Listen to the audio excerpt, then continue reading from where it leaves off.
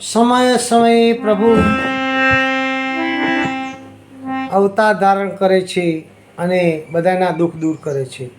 એનું ભજન છે.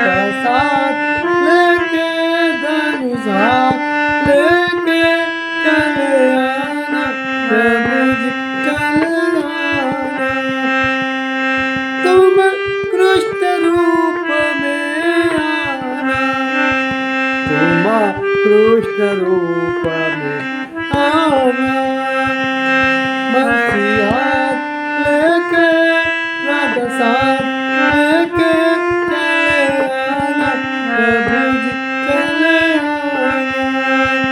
कबीरा बन के कबीर बन